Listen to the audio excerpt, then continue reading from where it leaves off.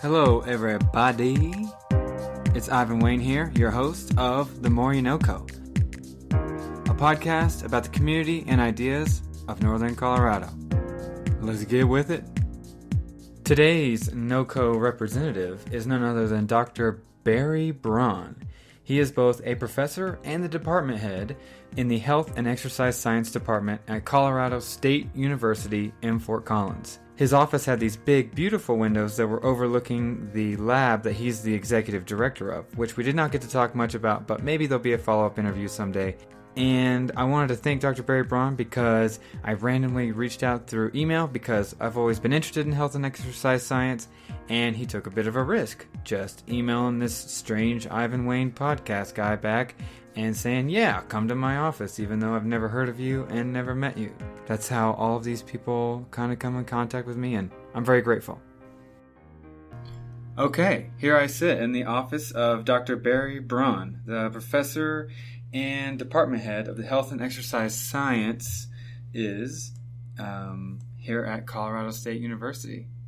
Yes, thanks. Good to be here. And thank you for your time. Appreciate it. Meeting me here in the middle of Wednesday. Mm-hmm. Also here, the executive director of the HPCRL, which is the Human Performance and Clinical Research Lab. So I have a feeling that we're going to have a lot to talk about here. Just saying all that is a lot to talk about. Yeah. So let's start with, are you from the Northern Colorado region? I am not. I am the dreaded recent transplant. Oh, no. Yes. Transplant. Yes. I've been here 4 years, meaning I have contributed to the problem of overcrowding in Northern Colorado. Thank you very much. Yeah. I've bought a little house in a colorful neighborhood, so I'm also contributing to gentrifying it, which I have apologized to all my neighbors in advance that when their property taxes go up, they can come and throw eggs at my house. I take responsibility. Okay, well, they heard it here first, so this is the start of that revolution. When did you move here exactly? I only asked because I've been here 4 years as well. Mm-hmm. August of 14. I moved in July of 14. Okay. So yeah, we have about the same time scope here in Northern Colorado. Maybe it's the job, but what brought you here? Mostly the job. I think there's always a personal and a professional piece that go together. And I had a great job as a professor at the University of Massachusetts in Amherst. I'd been there 14 years and done the assistant professor, associate professor, full professor thing. You know, things had gone really well. But I was sort of getting to the point of, is this really all there is? Now that I'm a full professor, I'm just going to write more papers and get more grants. And, you know, what number is right? I published 100 papers. Is 150 a good number? Is 300 a good number? Is 7 million a good number? So it started to seem a little bit, selfish, or self-centered, I guess is a better word. So I was kind of getting interested in what could I do on a bigger scale that would involve helping other people and not myself as much or my lab group. So there was that. I was sort of ready for something bigger. And it turns out, you know, I was married to somebody who was also a professor in the department, and we were getting divorced. So that would be weird to kind of stay together as faculty without staying together personally. So suddenly I needed a job. And at the time that I needed a job, the only job I'd had any interest in my 14 years there suddenly appeared. And people started calling me about it and telling me about the 300 days of sunshine, et cetera, which turns out to be bullshit and all propaganda for the railroads. But still, it's very sunny, which is cool. And I came out and checked it out and decided I'd been here a couple of times before giving talks, and I knew Fort Collins, and I knew CSU, and made the move, and it's been phenomenal. Had you been out here before on vacations? Not on vacations, but I've been invited to give talks here at CSU over the course of a few years. So I knew this department, and I knew the nutrition department, and I knew Fort Collins a bit. And, you know, I got to see it change. I mean, the first time I was out here, I think it still seemed to me like Wyoming light. It's certainly not that anymore. Yeah. No, interestingly enough, it might be surprising, but I've lived in NoCo for 4 years, and I've never been up to Wyoming. Yeah, I know I need to go. I know. It's like, oh, man. There's so much up there on my list of to-dos, but haven't made it up there. So, right. Well, you know, but part of that's a testament to how much there is to do right around here, right? That's very true. Yeah. So you got contacted by friends or colleagues about this job. They kind of led you to it. Several people here in this department, but also in other departments. called me and said, this job is you. They need you. You'd be great here. This is a perfect match. You'd love the lifestyle. You'd love the department. They need somebody to take them from good to great. You know how to do that. And I was intrigued. I think there's always an ego part of this when people you respect keep calling you and saying, because I said no the first several times. People kept calling me saying, I know you said no, but really you should think about it. And sometimes when it does kind of wear you down and you start to think, what do they know that I don't know? Yeah. Yeah, maybe they know me better than I know Right. myself. Maybe it's time. Yeah. I was looking through your educational history, and not that it's unrelated, but it seems like your topics and your focuses have kind of shifted through time. Was that true between your previous position and here? Yes, although it's probably the smallest change in terms of focus has been from going from my last position to here. Before that, yes, I could weave it all together with a logical series of decisions that make it sound like I knew what I was doing. But a lot of it was happenstance and good fortune and a person or an inspiration or, something came along. So yes, it's sort of a varied background, and that it wasn't by design. It was just, I don't know. I've never really had a plan. I've never had a 5-year plan. I think I've never even had a 5-minute plan. So things happened, and I saw opportunities, and I took them. And that's great. It led you here. It did. Spontaneity is not bad. No. I feel like, I don't want to get too much into this. Things happen for a reason, but I feel like things tend to happen for a reason, or opportunities appear at the time that you need them, assuming that you're open to them. I think the key is being open to them. Being open to step up to the plate at that time. Yeah, and part of it is, leaving room for that, not being so overcommitted with things that you can't consider something new that comes along. I learned a great piece of advice from John Cullen, who owns the Stanley Hotel up in Estes, right. As well as he used to own 21 other Grand Heritage hotels all around the world. And he wanted to build a world-class wellness center, and he asked, this is going to be a little bit of a long story. Hey, let's roll with it. Okay. We are ready. We're strapped in. If we would help with it, and in exchange, he would donate $1 million to our department. Well, I did the math and thought, what could this take? 100 hours, $1 million. That's $10,000 an hour. That's clearly worth it. So I put in my 100 hours. He built the wellness center. We got nothing. It turned out that what he wanted to do was really clever, but also illegal. And CSU made sure that, and they tried to find ways to make it legal, and the funding scheme just didn't fly. And I don't think that was his fault. He had an idea. It was creative. It was a little too creative. So I was left with the 100 hours I'd put in and a single piece of advice I'd gotten from him, which I think was worth it. Because when I asked him about, you build these hotels and, you say that, you just came up with the ghost tour on the spur of the moment, and then that turns out to be the biggest moneymaker at the Stanley is the ghost tour. Like, what, how do you do that? That sounds flighty to me. You just make stuff up as you go along. And he was ready for that and said, no, 60-20-20. 60% of what we do is invariant. No matter where we build a hotel, Bangkok, London, Estes Park, 60% is the same.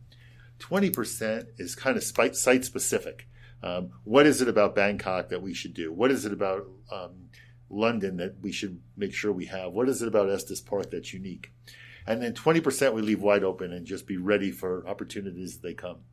And that kind of 60-20-20 thing where I feel like, 60% of these core values, which I won't compromise on, and I believe in these things and I will not cross that line in the sand. And then I have about 20% of things that I have a pretty strong opinion about them, but I'm willing to have my mind changed or to, move in a different direction if somebody convinces me. And then I do try to leave 20% just wide open. What's going to happen today that I should be able to respond to? Right, because if you saw it as something different, you could be closed off to the best opportunity that might roll up. And you say, well, it's not really in the plan. This isn't in the trajectory that I had already laid out. But if you don't leave room for both specialization to what you're working on at the time and also room to be creative and sort of let moments in life happen to you, who knows what you're missing. No, you're right. I want everybody here to try and do great things. And sometimes they're going to work and sometimes they're not going to work. But I'm okay with them not working. I tell them all the time, and I learned this from Adam Savage on Mythbusters. Failure is always an option. Mm-hmm. And if we don't fail some percentage of the time, then we're obviously not trying hard enough. Right. That's very true. Have you seen the 60-20-20 rule since you thought about it, maybe possibly adopted it in parts of your life? Have you seen it work out here at the department in ways? Oh, I use it all the time. Yeah. All the time. I tell students this all the time in terms of how to figure out what do you want to do with your life? What do you want to do next? Is figure out the 60, the 20, and the 20. What's the 60%? Is this okay that this... oh, absolutely. Okay. Yeah, that's fine. That could be opportunity calling. It might. Yeah, you're missing that 20 right there. Missing it. You got to figure out what are the 60% are things that I consider my core values. These things matter to me. I can't compromise on them. Whether they're ethical things or whether I want to work with people or I want to work in a certain sphere or I'll never work doing this kind of thing. So I try to help students all the time because we give them terrible advice. We give them conflicting advice. We tell them, follow your passion, do what you love, don't be afraid to fail, get out of your comfort zone, try new things. And then we tell them, oh man, you got a 3.1? Like, that's not going to work. You're never going to get into med school with a 3.1. And they're like, but you told me to try new things and don't be afraid to fail. And it's like, we didn't really mean it. Yeah. So I try to, steer them as find out what the 60% is. Don't compromise on those things. Don't get out of your comfort zone. Like, if you want to go to med school, organic chemistry is not the place to try new things. But other things, intramural sports or clubs or some leadership thing, that comes along. Like, try these things out. Don't be afraid to get out of your comfort zone, but don't do it in the things that really matter. Some things, if you really want to go to medical school, don't mess with your grades. They're actually really important. I think that is solid advice. And think about where your ideas fit into this 60-20-20 bucket. And I feel like a lot of people sense this disconnect when it's time to make a major in undergrad. They've been told since they were 8 that they could be whatever they want to be. And then they tell people that their major is X. Mm-hmm. And people start questioning, how are you going to get a job? How are you going to get hired? Have you thought about this? And you start to feel pushback on something that we've been emboldened to do for over a decade. And so I think getting out of our comfort zone, pushing the envelope, but I think doing it in the micro steps, that's really good advice, I think. And you're probably helping out hundreds of students every year with that. And, trying to, because it is a problem. And I don't know if... we always talk about this generation of students as if somehow they're, the millennials are different. And I don't think any generation is different. I think we complain about things and our parents complained about us for the same things and their parents complained about them for the same things. They have no attention span. They don't focus. This has been going on for thousands of years. But I do think there is more angst about what am I going to do next. I do see more of that among students and this feeling that if I make the wrong decision, things are going to go badly for me. And part of it might be all the student debt. The thing that has changed is students do take out a lot more debt now than they did previously. And that does sort of make it so that you don't want to make too many bad decisions after that because now you've got this ticking time bomb of all this student debt. And I think that has contributed to students being a more sort of angst-ridden about what am I going to do next? How am I going to get that job? I want to go do Doctors Without Borders, but, how am I going to pay back my student loans if I do something like that? Right. Balancing the have-tos with what I want to do. Yeah. I think what you touched on, it brought up 2 points for me. One is the amount of options that people have by a certain age. Like, let's say most college freshmen are walking onto the university campus about age 18, 19, 17. I think that this generation has more options than they did 50 years ago, and not even more options, but maybe up to 20, 30, 40, 50 times more options. Think about all the various choices I've had to make by the age of 20 versus back 100 years when my family ran a sheep farm, and by age 20, well, I had a choice, sheep farm or go out there and make it on my own somewhere with a bunch of strangers. Now, I most likely took over the family business. Maybe I did some stuff on the side, but the amount of choices that we have to make, I think they've increased. And that puts so much pressure on young people who have these decisions to make, and when we have options. And I remember being asked, like, as a high school senior, what are you going to do with your life? What are you going to do for the rest of your life? I'm 28. I still can't answer that question. Right. I don't know. And I think we should not we should not be expecting young people to know it all before they can even legally have an alcoholic beverage. You know? No, I think that's really, really spot on. I mean, I do see a lot of this paralysis by number of choices. And I see it, firsthand. I have a son. He's 21. He's a senior at Tufts in Boston. He's never been able to handle multiple choices. One of the things I used to do for him is, I'd ask him, what do you want to do? And he'd say, I don't know. And I'd give him 10 choices, and he still wouldn't be able to tell. And so I would break it down. I'd say, okay, do you want me to just give you 2 choices? And he'd say, yes, please. And I would say, do you want to do this or this? He'd say, I want to do this. Done. So, even though we live in this world where we think that having more options is liberating, it's actually really constraining, or I guess the word is, it does put a lot of pressure to have, well, I don't know, there's 20 options. How do I know which one's the right one? What if I hate the one that I chose, or how do I even tell the difference between them? I've never done any of those 20 things. So how would I even know which one I want? Yeah. Because you're right. We tell people you can be anything you want, which isn't actually true. So we should probably stop saddling them with that idea they can be anything they want. You can be anything you want in this certain Venn diagram of here's what is available, here's what's possible. Mm-hmm. Yeah. And there is no greater relief than visiting a friend's house or going to a new place and they have things figured out for you. Right. Yeah. Right. Yeah. I think people should remember that the worst thing when you go visit somebody, the last thing you want is for them to say, what do you want to do? You want them to just take you around. Like, you live here. Show me stuff. Yeah. And then we, multiply this, bad advice with, worse advice. Never give up. This is, just the dumbest thing I think in the world, the idea of never giving up, as if somehow that's a positive trait, as if doing something that is not working, it's not working now, it's not working tomorrow, and it's not going to work, and continuing to do it is somehow superior to saying, you know what, this ain't working. Yeah. I'm going to do something else. No, there's some bravery in knowing when to turn around and when to cut loose ends. Yeah, I think you have to. This, drilling this idea of never giving up just seems, we see it with some of the student athletes here. Like most universities, everybody who plays on the football team thinks they're going to the NFL. Maybe one out of each, class is going to actually go. But they're all convinced they are because they've been told to dream big dreams, which is great, and to follow your passion, which is great, and to never give up, which is only great for a while. But at some point, I try to remind them, dream big dreams, but have a backup plan in case that NFL thing doesn't work out, which it probably won't. Right, or 2. And I think that comes back to what choices, what life trajectories do you put in that 60%? Mm-hmm. Maybe NFL is one of your 20%, but having some backups and think about, okay, I've had this NFL dream for a while, but what are 2 other things that I could wake up and do 5-ish days a week for the rest of my career? And chances are there are things out there that they can find.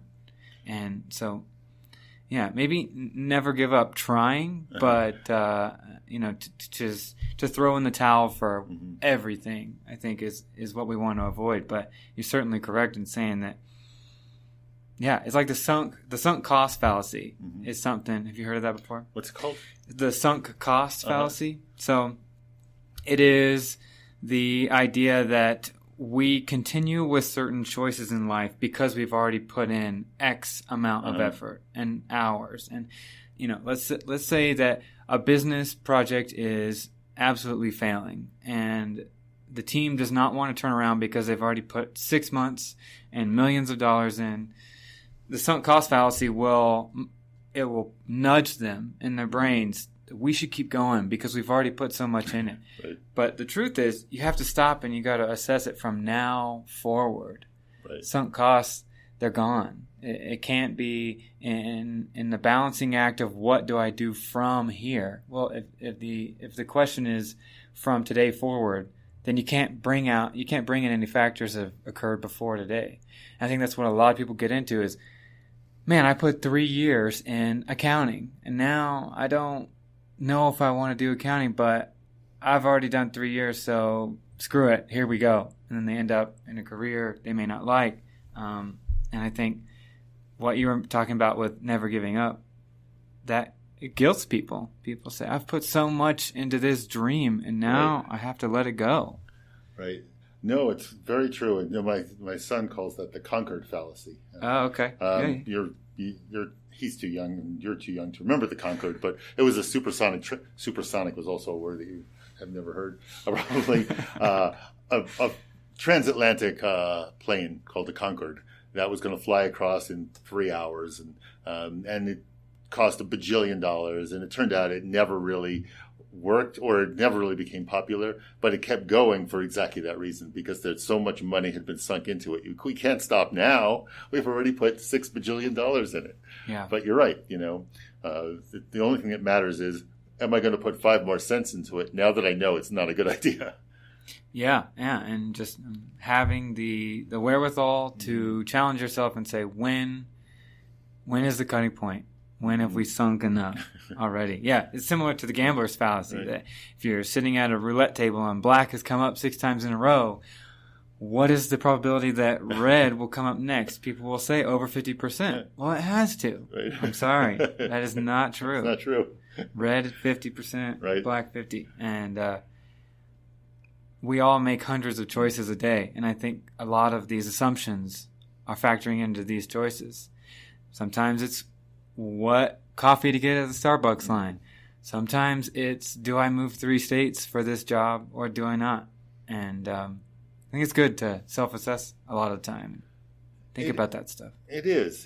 And I think, it touches on another thing that I care a lot about, and that's complacency. And I really feel like, that complacency is the enemy, and we need to fight against it all the time and at all costs. That, people do things because they do them, or they keep a job because that's the job, and it's scary to think about what a different job would be, even if it was better. People stay together in relationships because they would rather, this is good enough. What if I end up alone? So I think that it sort of plays on that idea that we tend to, get into these patterns or habits. Sometimes we call them traditions, that keep us in okay, good enough, not so bad, could be worse, instead of, trying for the great. This should be great. Why shouldn't it be great? Right. I kind of, something I feel strongly about. If it's not great, why are you doing it? Stop doing that. Do something great. Yeah. And not to increase people's anxiety about the amount of choices they have. But one thing that I thought of earlier was that we have more flexibility now than we ever have. So not only do we have more options and choices, but I don't know if this makes sense, but in a way, choices have become easier. I guess one example is 100 years ago, to move from California to Tennessee. I just picked 2 random states here. That would be a lot harder than it would today. You could decide, you could arrange the U-Haul, get your affairs in order. You could probably move within a month. To move from California to Tennessee 50 or 40 years ago, that was going to be a lot harder. And there was going to be you didn't have the option. Right. And so no, it's seamless now. You're absolutely right. It's completely seamless. You don't even have to get a new phone number. You keep your phone, you have the same phone number. Yeah. Comcast will send your account in California and start you up with a cable subscription in Tennessee. Totally seamless. I mean, like you said, it's moving, making big moves that would have been major life decisions or major life disruptions even 20 years ago are really easy now. Yeah. And I think reminding people of that can give them some power to say, I'm not really feeling this. I'm not feeling my job. I'm not feeling what I decided to do the last 5 years of my life. And just reminding people what's possible. Like, hey, take a step back, go on a hike, go on a camping trip, and think, what is it that's possible? What can you turn around? I decided to change careers on a hike outside Estes Park. You did? I'll always remember that. Yeah. So how did that happen? What were you doing before? Well, directly at the time, I was a school bus driver. So now you have some questions, probably. I had been a teacher in Dallas, Texas, and I moved to Greeley. And unfortunately, I did not do enough homework ahead of time. I didn't know my teaching certification would not transfer between Texas and Colorado. So I started gearing up to take my math teacher's test for high school here in Colorado. And I applied to every bar. I applied to every restaurant. Nobody was hiring me. I probably either looked underqualified on paper because I had never really been in service, like in a restaurant environment, or overqualified because I had been a teacher and I had a bachelor's. So I didn't get any callbacks from anyone. I was talking with my mom, and she said, well, what is a job that could keep you in the community of K-12 but not be a teacher? She said, what about being a school bus driver? I was like, holy shit. Right. Like, you think classroom management is hard? Why don't you sit down in a giant Twinkie, put 72 kids behind you, and then see how good you are at controlling a group of middle schoolers? So I was a school bus driver, and I had got my teaching certification. It was the winter, and time was rolling back around, and it was time to gear up and be a math teacher again. Mm-hmm. And I looked at the pay. I looked at the way that we value K-12 teachers in society. Colorado paid K-12 teachers a lot lower than I thought. Come from Texas, that was a huge pay cut. And I just kind of thought, is this what I want to do forever? And the answer was no. So on a hike, I was really thinking about it. And I lived in Greeley. I lived right next to UNC. I was like, shit, why don't I go back and see what's possible? So I started looking at programs online. I saw something called educational psychology. It was like, man, I've been working in ed for 2.5-ish years, if you consider school bus driving in the ed field. And I always loved psychology. It was one of my favorite topics. I took as many undergrad electives in psych as I could. So I signed up and got in, and now I'm progressing through a PhD, and I teach at UNC. I teach intro psych. I teach intro psych here at Front Range Community College in Fort Collins. And it was decided on a hike. I got out of my current rut, like the current tracks of thought of going to work, school bus, become a teacher, take that math test. I got out of there, and I saw something that I may have missed otherwise. So I always kind of, when I'm talking to people about choices, I'm just like, take a weekend vacation. Right. Get out of your routine, and you might be surprised what you can find. Yeah. No, it's a great story, and I really like the fact that you were on a walk or on a hike when you did it. Did you ever read the Songlines? Bruce Chatwin? The Songlines. Bruce Chatwin wrote this book called The Songlines a long time ago. And it's partly about, human nature and aggression, and a lot of it is about nomadism. Being a nomad. And, there's all these quotes from all these nomadic cultures. But one of the things that's common to all these things is that you do your best thinking when you're walking. And when somebody has a problem, what do? You go take a walk, right? So I think there's something about actually moving, that kind of rhythmic movement that facilitates thinking about making big decisions. Most of the things that I've come up with have been on a run, and often on a really repetitive run, not a really exciting run where I've got to figure stuff out, but running hill repeats. I think I've had reasonable insights, running the same hill or a set of stairs over and over and over again. There's something about that repetitive motion that, I don't know if it's similar to meditation or if it's similar to, it just, I think, puts you into the right frame of mind to make those kinds of, let other things fall away and kind of make those big decisions. There's a lot of data emerging about that with yoga as well. That putting yourself in these, and especially hot yoga, putting yourself in these trying positions, you're sweating, you're working it out, and your mind is able to go to this center where you wouldn't do that if you were just at work or if you're going to the grocery store. And, kind of getting into your field here of health and exercise science, you mentioned about running.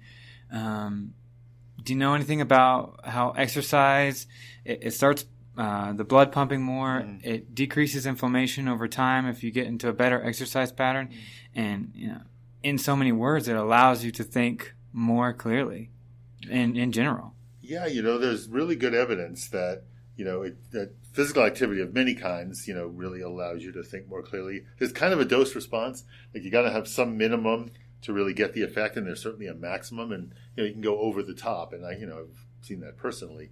You can have really good insights on or run along a trail at 8 minutes a mile, But, you get on the track and run, all out 400-meter repeats. Nobody's having any insights. You're barely just staying in a lane, trying not to pass out or vomit. So I think there's a, kind of a U-shaped curve, as they like to say, There's it gets better as you do more physical activity. There's probably a sweet spot. And then when you go over the other side, it probably deteriorates again. Right. I think sitting is the new smoking is a kind of a coined phrase. It is. It is. Yes, chairs are now like napalm. Like they will kill you. Yeah. So there's connected with that. There's huge validity in moving like we've been used to for hundreds of thousands of years as creatures that roamed. Movement allows us. It's the natural state. We've always sat, but I don't think we've always sat for 8 hours a day. And I don't know that that's conducive to how we get ideas best. No, there's a reason, so we built this teaching building that I'm looking at here in this courtyard. And in the courtyard, you can't see it, but I can see the first few letters. It says, Mobilitas Aequat Valetudinum. We chiseled them. Well, we paid people to chisel it in the stone. We didn't actually chisel it ourselves. And it means movement equals health. That's our tagline. That's what we care about here. Movement equals health. And I think that phrase speaks for itself. A lot of times, people's, I don't want to say eyes glaze over. I don't really know what I want to say. But people are not used to the idea that we go out and exercise for anything other than looks. I don't think we talk enough about how exercise improves mood. It lowers your risk for a gambit of health risks and factors, chronic or even just something like a cold. And the brain benefits, what we're talking about, the decrease in pressure, the increase in blood flow, morning clarity. I mean, if I am not exercising regularly, I need more coffee. And that seems like it's opposite, right? That it's just, I think we underrate and we don't discuss enough the importance of being active, whatever that may be, to our brain, our health, our mood, the decisions that we're making. Right. That last point's a good one. I think we undervalue that. Two things. One, we focus on, like you said, looks and appearance. I don't want to totally discount that. I mean, if that gets people out there, and we're all vain to some extent, so it's not completely. Oh yes, but party of one, right? Yeah, here. but it's but and then when we don't do that, we give people things like your cholesterol, your LDL cholesterol will be lower. Now most people don't know what their LDL cholesterol is, and they really don't care. But so we talk about things that people don't really care about. We should be talking about what you're saying. You will be happier. You will feel better. You'll be more relaxed. You'll be less stressed. You will like yourself better, and other people will like you better. If we were to tell people that if they did more exercise, other people would like them better, I think that would be more powerful than your LDL cholesterol will decrease by 3.8%. And the other thing, which I think you hit on, which I think is really important, is people tend to think of being exercise or training as, well, in 3 months I'll have those benefits, or in a year. When really it's, as you're saying, it's minute to minute, day to day. It's not like you're going to have to wait 3 months to see the benefits of exercise. You're going to see them right now. You're going to see them in the 10 minutes after you exercise in terms of how you feel. Yeah, if you exercise and go to the grocery store and somebody cuts you off in line, I guarantee you will care less about that if you've just run 10 miles. Like, whatever. Right. Have you ever experienced a hesitancy to believe these or to take in these associations from people? When you start to tell them these things about happiness and clarity and overall brain activity and just like natural fulfillment. Have you experienced people pushing back on that? Oh yeah, the standard response, and I think this is something that we, as in this field, need to remember, is people say, "Well, of course you feel that way. You're one of those people that likes to exercise," as if the world is composed of people who like to exercise and people who don't. And of course, those of us who do are just different. You're just weird, and of course you feel better because you like it. But and I think it is important for me to remember that I do like it. I've been doing it, I've been running competitively since I was 13 and now I'm 59. So it's been a long time. And then I don't really understand people who don't. Like, how can you not like it? people who have to make time to exercise, whereas, I do something that you might do. If I have a really busy day and I'm going to be booked up from 7 till 9 at night, I'll find a way to get out at 5 in the morning. I'll find some way to fit it in. I've done 100 workouts in hotel rooms, with chairs and beds and stools. I mean, you find a way, but I know that many people would say, well, that's just really weird. Like, why would you do that? Yeah. I suspect some people will try to discount the associations because when you get the overwhelming evidence that getting up and exercising is going to help you in, let's just say, 15 ways, there's no reason you can't. And getting over that first hurdle of someone who might need to exercise more to experience some of these health benefits, I think they might be likely to try and look the other way sometimes. And I think there's a lot of mental gymnastics we can go through in order to not have to exercise, in order to not have to go for that run that we really don't want to go on. And I think there's a lot of that. Yeah, I think you're right. But I also have to remember that I do the same thing, and I'm just as, so I'm really, amazingly, my hypocrisy is enormous here, because I have friends who are really into meditation, and they give me all the same arguments. If you meditated, you would be happier and more fulfilled and less stressed, and all these, and there's evidence for all of that too, and yet I don't do it, and I hate it, and I've tried it, and I think this is stupid. So every excuse they give me for not exercising, I've given back to somebody for not meditating. So I have to remember that, I'm living in my own little world of hypocrisy. This is true. We pick and choose our side of every battle. Exactly. Yeah. One piece you touched on earlier, it's funny. It comes up probably on a weekly basis. I always feel like I don't do enough cardio exercise, going for a run or pushing myself in that regard. And when I tell other people that too, hey, maybe you should add a little bit more cardio. The usual tagline response is, well, it's easier for you, or, well, you like running. And I have to remind them, I think running is up there with being caught on fire. Like, I hate running, but I do it. I do it almost every day, at least, maybe for a half mile. I'm not talking distance running here, but anything past a quarter mile, and I'm counting down milliseconds until it's over. But I still do it because I think of the benefits. And that resistance, I felt, what you mentioned with meditation, I need to meditate more myself. But I really felt that resistance to yoga for a long time. I just thought, yoga's not for me. Yoga is for people who don't work a typical 9-to-5 job, who can attend a class, wear yoga pants, and go get some hot tea afterwards. But then I started to do yoga sessions and was like, oh my God, I am calm. I have thoughts I wouldn't otherwise. I feel better. And I'm not, getting some reps in at the gym. It's a different type of holistic mind and body exercise that I gave enough attention to. And turns out I liked it. And I hope that people, whether it be meditation, yoga, exercise, a different job, I hope people are willing to take a step back and give things a chance like that. In an age of thousands of expectations and thousands of options, I hope that people are brave enough to try new things, even if they don't like it. Right, because you put this in context of what's the worst that can happen, right? You go to yoga and you won't really like it. You'll have wasted an hour or 2 hours of your life. You're not getting shot at, right? You're not in physical danger. The consequences of getting it wrong are just so tiny that it really is hard to justify saying, I'm not going to do that. Yeah. Something is scary about trying new things. And I think we all have different types of fears angled towards different things, but trying out new stuff, it can be intimidating. I think one part of it is being in something that's new to you, that's not new to everyone else around you. I myself am kind of biased. I don't like to be the new person at anything.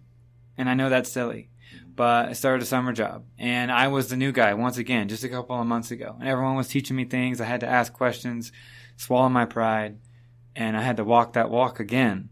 And I think that there's some big challenges to that, to stepping into a task that most likely everyone around you is more adept at than you. Yeah, no, I think that's another really good point. And I'm actually similar. I appear to be a lot more self-confident than I really am. And, part of that is it helps me in my career to appear that way. But it's drives my son crazy because he's constantly comparing himself to me and feeling like he comes up short. And I have to tell him, you can't compare yourself at 21 to me at 59. I wasn't me either when I was your age. Mm-hmm. Like, it took a long time to become this. Right. So I think that, in that idea of, facilitating people's immersion into a new culture, I think is, to bring it back to my job now. In academia, I think we've done a shitty job at that in general. We hire these young superstar faculty members and we give them a lab, we give them an office, we give them a computer, and we say, go for it. And then expect that somehow they're just going to figure it out because they're smart. And sort of forget that they don't know what they're doing. They've never done this before. They've never walked into a classroom of, 50 students or 5 students or 500 students and had to control the classroom and, teach them stuff, but also, pull off the idea of being in charge, but you don't want to be an asshole. So you want to be, a cool professor, but you also need to kind of navigate how you're going to maintain some discipline and order. They have to publish papers. They've got to get their research program going. They're supposed to be doing some university service. Presumably they have a family they care about. We've done this terrible, really just an awful job of, this sort of you eat what you kill mentality. So I think we're recognizing that we could do a much better job of that. Mentoring is important, and that, taking people in these new situations and remembering that just because they're really, really brilliant and have done great at everything else they've done doesn't mean they're just going to figure this out right away. It's worth considering to kind of, inculcate them into the culture. Inculcate's not the right word. Immerse them in the culture. Because you're right, it is hard. It's no surprise that somebody who's never exercised before, who walks into a gym and sees all the people there at the machines, like knowing how it works, people lifting, knowing what the technique is. You're not just going to walk up and start asking, somebody, hey, can you show me how to do that? That's not really what you do. Yeah. I mean, you could, and probably that person would help you. It's just kind of a big ask to walk up to somebody who's lifting and say, hey, can you show me how to do that? Right. I think a word that we hadn't used much in all of our round-robin discussions here is empathy. Mm-hmm. I think a big part of that in academia is empathy for incoming students. I'm sure you meet with and work with students from every type of background. All of them here in this position are attending Colorado State, but none of their stories are the same. And a lot of them are walking in to a Monday morning class terrified that, what are the rules of the road here? Mm-hmm. And I don't have a major, and I'm a sophomore, and I don't know what to do. Or I've picked health and exercise science, and now I'm in these upper level courses, and everyone seems so smart around me. Like, my professors are just miles ahead of me as far as what they know in this field. And I think remembering that can be really important. It can help ourselves too, but just thinking about where everyone else might be coming from. No, it's true. And I think, again, we haven't done a good job of demystifying some of these things that, we could be, remembering that, for a lot of students walking onto a college campus, this might be the first time they've ever been on a college campus in their life. My son practically grew up on a college campus. So, I forget that for people who've never been on one, it's an intimidating experience. And they, the students, they'll look at us and think, well, they must have gotten straight A's in high school and a 4.0 as a college student. And, and I remind them, well, I guess remind isn't the right word, tell them that, my own story, 3 semesters at the University of Pennsylvania, GPA 1.8. That's what I had after 3 semesters. You heard it here, folks. Yeah. Right? There it is. And you can just see them visibly relaxed, like, oh my God, he's actually not, up here. He's like us, like he has actually struggled too. Yeah, and I tell them I was a student athlete. I knew I had 3 things to do, academics and athletics and social life, and I did 2 of them really well. And unfortunately, the 2 I chose were not the 2 I should have chosen. So, it does, it takes a while to figure it out. And other people are struggling. And even the people who look like they have it together may not have it together. Right. Some people are pretty better than others at putting on a face. Right. That they're doing well. They're going through the motions. But and working in academia and teaching others is such an intense thing. I mean, of all the jobs I've worked, there's nothing like standing in front of a room of people, and you're about to say that first sentence, and everyone kind of quiets down and they look at you.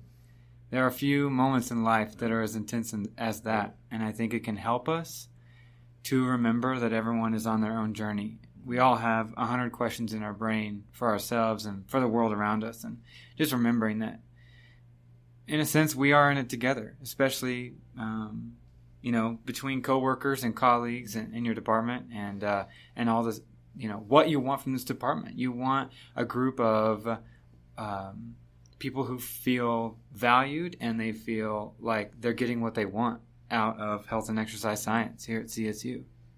So I think just keeping that in mind, that exactly what you said, we've all got our own story.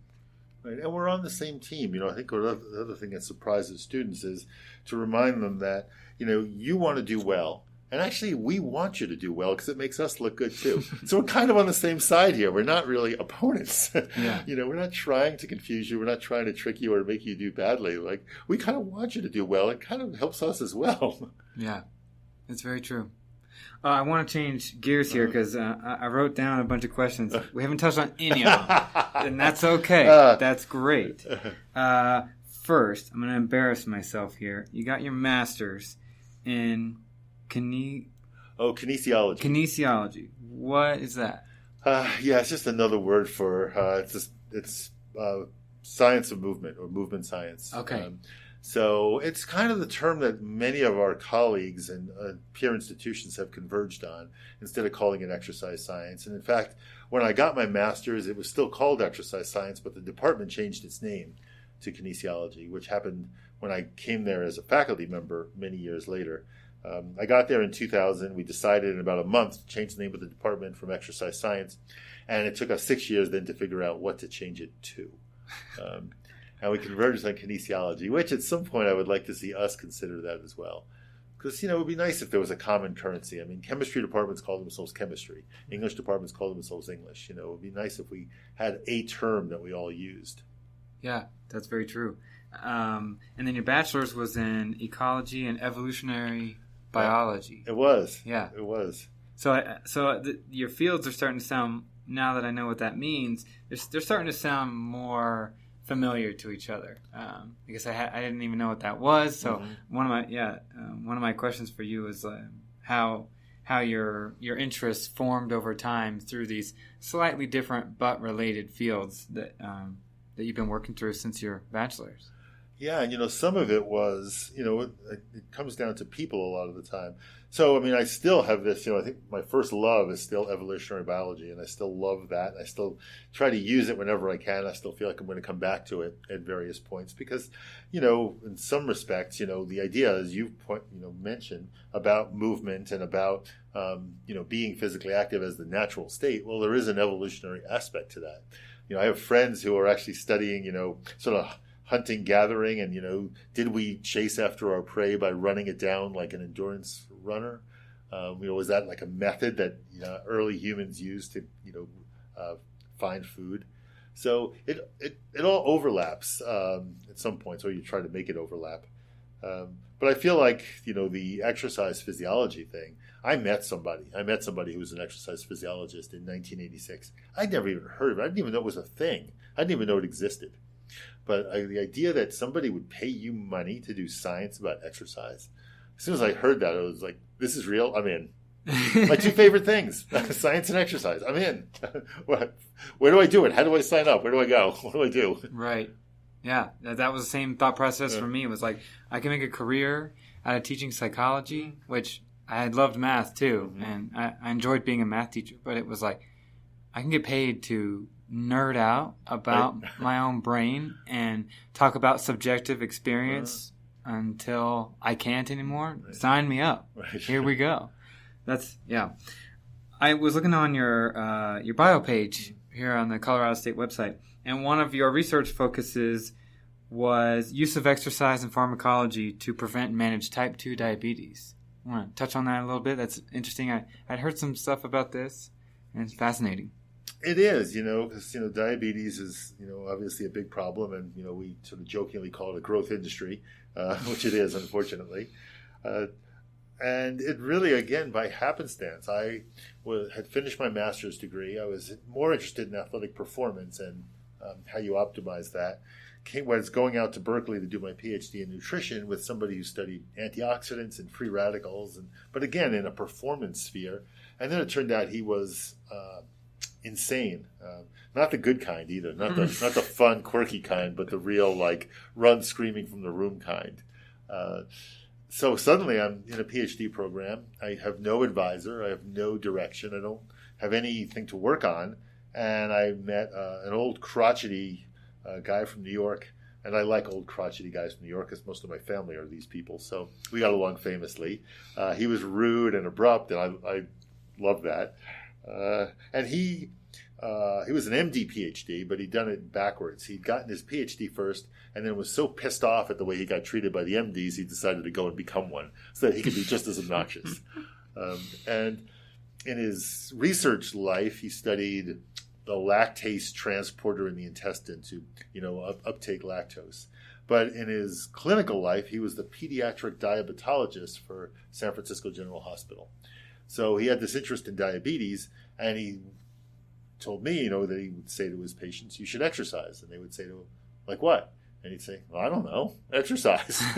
Get out there. Yeah, just, do something. And I knew something about exercise at that point, knew nothing about diabetes. So we formed sort of an alliance, and I learned that diabetes is an incredibly complex and fascinating disorder. I mean, it's so multifactorial, and it involves sugar, but it also involves protein and fat and nerves and liver and muscle and brain and everything else. And so I, really got interested in the whole idea of, what can we do with exercise to prevent diabetes, or in people who have it, actually manage it. So what happens in the body when you uptake exercise? You get to a quote-unquote healthier level routine of exercise. How does that manage type 2 diabetes? What's going on there? Yeah, some part of it is, helping to control weight, but that's probably the minor part of it. It really makes your muscle cells more sensitive to the insulin that you produce, so you clear it from the blood much more quickly and more effectively. So it really works almost like insulin. That, exercise and insulin have, really overlapping effects.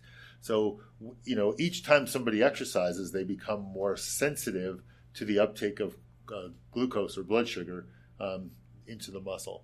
It also prevents the liver from putting out as much glucose into the bloodstream, so it keeps your blood sugar levels lower. It changes the way fat cells metabolize. It changes really everything in a positive way to help prevent people from getting diabetes, but also to manage it once they do. Wow, yeah. And so that is neat to hear about. But one that I'm even more fascinated is that one of your areas of research is looking how exercise helps in preventing the recurrence of breast cancer. I don't even know where to start. Yeah, and that one is somewhat more recent. We got into that really by way of the diabetes route because, some of the folks in the world of breast cancer, have been reading about what we've been doing with diabetes and wondered if we'd ever thought about, because there's some connections in that insulin is a big risk factor, or having too much insulin is a big risk factor for breast cancer recurrence. So, we got actually invited to, submit a grant proposal to take what we did with diabetes and see if we could do it with breast cancer. I knew nothing about breast cancer except that it was bad and common. We learned a lot, and I think it is, because the biggest risk for having a recurrence of breast cancer is having had breast cancer to begin with. Mm-hmm. And there is a big connection to obesity and diet and insulin and physical activity. So we put people through training programs. We took women who had breast cancer and we trained them for 3 months to try and see if we could change their insulin concentrations, change the way they responded to carbohydrate in a meal, and change some of these sort of blood biomarkers that are associated with cancer risk. And it worked, meaning in the lab, it worked. Whether that really works in the real world becomes, how you translate what works in the lab, where every single exercise session is overseen by a student, where the testing we do to see, how your metabolism changes is, precisely controlled, every morsel of food controlled. So, it works in theory, whether how you translate that to how do you get, the millions of women who've had breast cancer to use physical activity to reduce their own risk, that's a much harder question.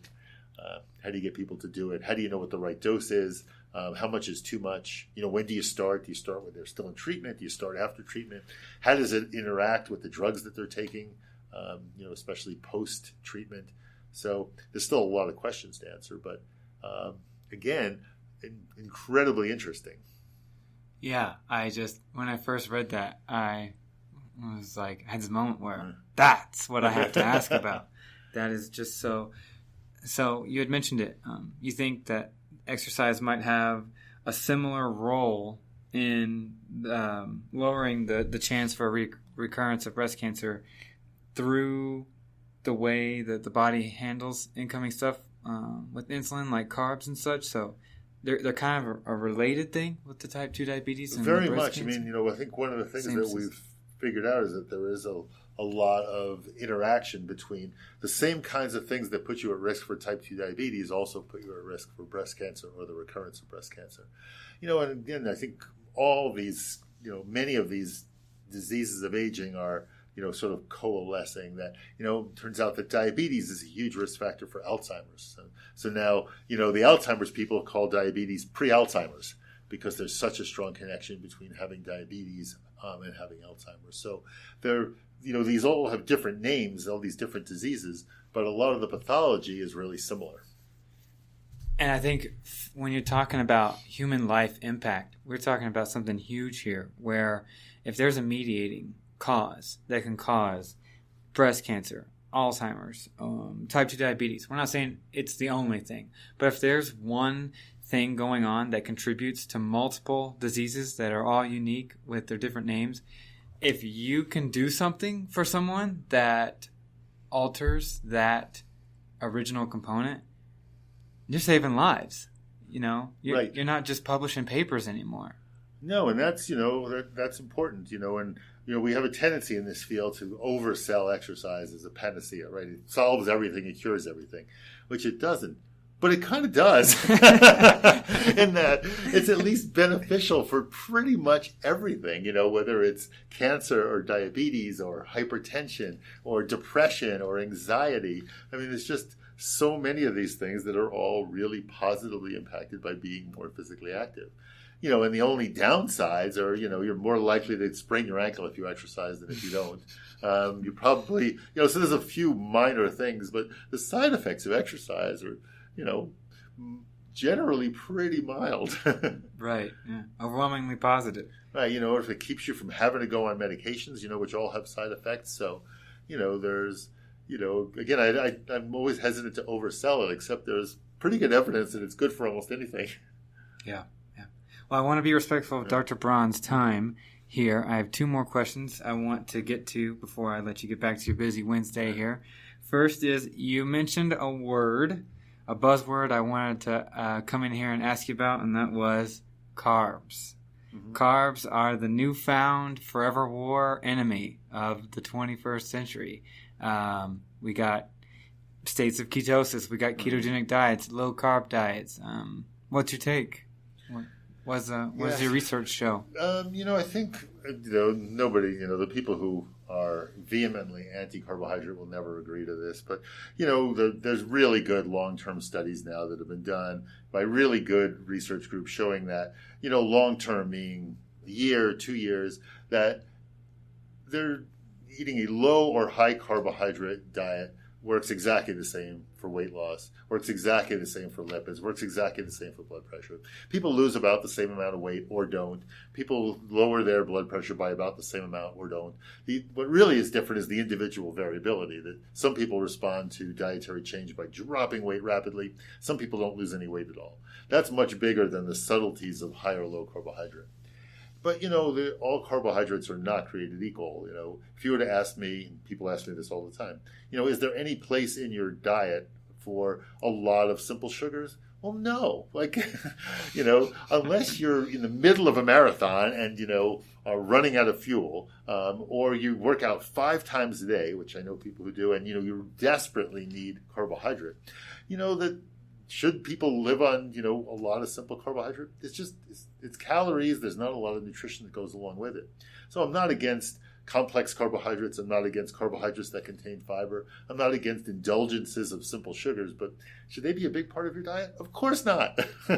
Nobody would argue that they should. I mean, maybe the people who make, junk food would, but nobody else. Is there something inherently better about restricting carbohydrates? I don't think so. Short term, I think there is. I think, anytime people make an intentional change in their diet and you make them start thinking about what they eat, every mouthful of food they have to think about, they always lose weight. Whether it's don't eat carbohydrates or don't eat pink food or don't eat something or only eat between 11 a.m. and 7 p.m. Anytime you make people think about what they're eating for some period of time, they will change their behavior and lose weight. It usually doesn't last. But for a short period of time, it does.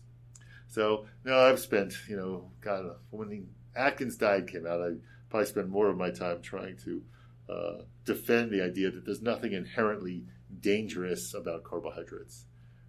Right. It's just the types of carbs and balancing it with the rest of your diet. And just being intentional. And again, physical activity. I mean, if you, work out for 3 or 4 hours a day, food becomes fuel. You put it in the tank, you burn it, you get more. It's gone. Right.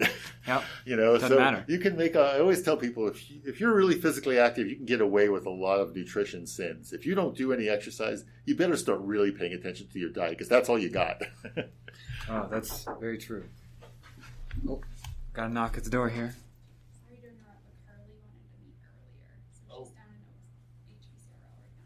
Okay, I'll be down in 5 or 10 minutes. Okay. Sorry. No, that's okay. Okay. Dr. Braun is needed in the department. So we're going to wrap up. The bat signal is on. What was the last question? You had one more. The last question is, like myself, you've been here just over 4 years.